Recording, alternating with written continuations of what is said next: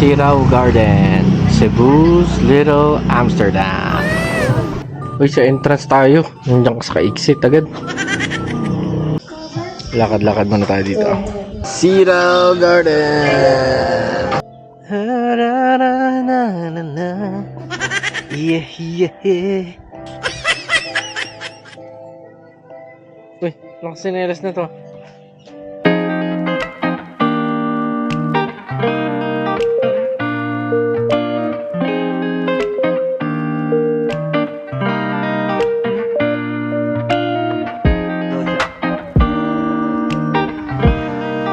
More stairs at Cebu.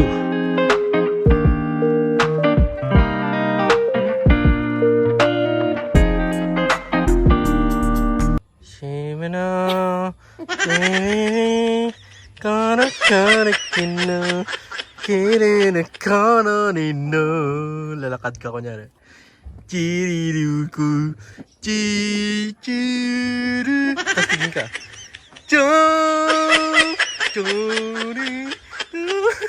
After namin sa Sirao, dito na kami nagpunta.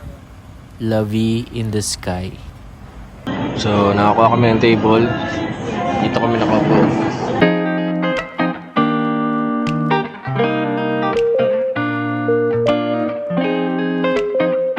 Ano masasabi mo sa La Vie in the Sky? Ito siya maano ng fully kasi hindi na tayo order Ng sagad. Kasi busog na. Kasi hindi na kami nakakain ng sagad kasi natataita ako. Kanina pa ako nag-baby na natataita ako. Oo, gumagano na. Yung tumbong. It's crowning. Ito talagang kalaban ng travel pag yung puwet mo hindi nakikisama Kasi kanina umaga sinusubukan ko. Wala talaga Hindi niya pa oras Hindi, tsaka dami ko nang kinain kahapon Yung kahapon, ngayon sama-sama pa. Masama talaga tong ganitong I got a feeling. The next day, Ganda, nasa Naga na pala tayo.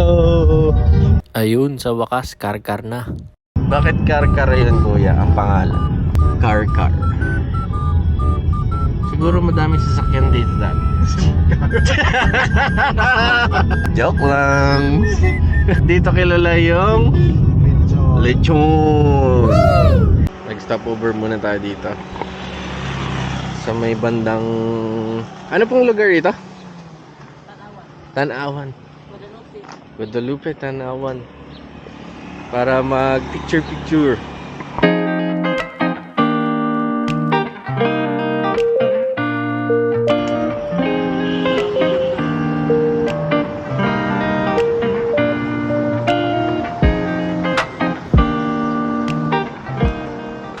Grabe, nakakalula. Siyempre, dahil nandito tayo sa Cebu, hindi tayo sa sticker. Kuya, bigyan ko kayo sticker. Ito. Teka lang po, kuha lang pa ako. Nalampitin pala. Yan po. Lamat ko. Sir, sticker sir! Sir, sticker ba? Okay, shoutout muna kayo. Yeah! Pugit ba? Okay. Salamat po. Thank you. Yeah! Ay, sige mo. Thank you. Okay. Yan, solid. Dito na kami sa Mualboal. Kuya Edwin, pakita ko sa video. Yeah, nakita na ang followers natin yan. Pag pumunta kayo dito sa Mualboal, hanapin niyo si Kuya Edwin yan. Si ate naman yung may-ari ng shop dito. Ayan, bibili tayo sa kanila ng mga souvenirs mamaya. Yung lugar po ito, Mualboal. Panagsama. Okay, thank you. Last day yun. So, ang una namin gagawin yung sardine run.